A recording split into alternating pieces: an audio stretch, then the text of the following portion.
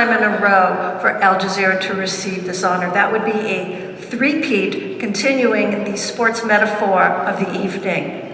So, Giles, if you'll come up, that would be tremendous.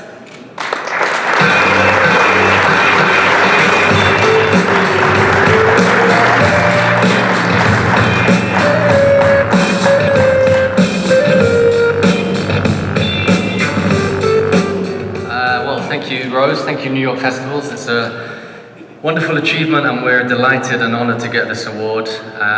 So thank you, New York Festivals. Thank you to the team, everyone at Al Jazeera English, the people in front of the camera, and of course, the people behind the camera as well. And there's many more of those. And also the people that support us, not just the journalists, but all the other people in our support services that help us do what we do.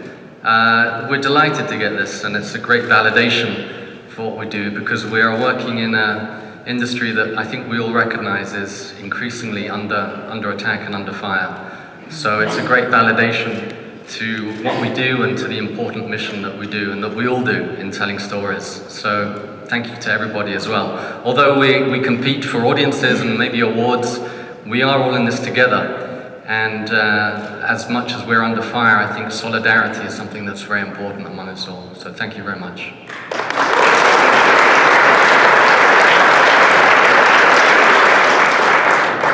Giles, before you sit down and watch the rest of the evening, I know I speak for many of the people in this room. What do you think is the biggest issue facing journalism today?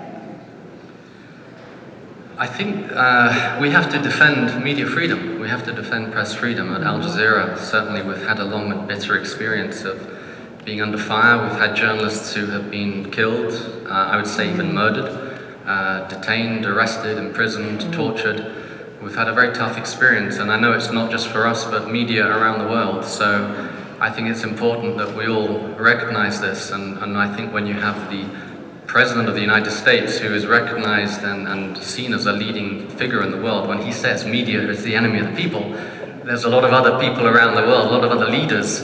Of course, in the US you have checks and balances, but in other countries they take a leaf from the President of the United States, and there are not the same checks and balances in other countries. So I think it's, as I said before, it's something that we all need to stand up against and make sure that we are not silenced and that we continue to tell the important stories that we do.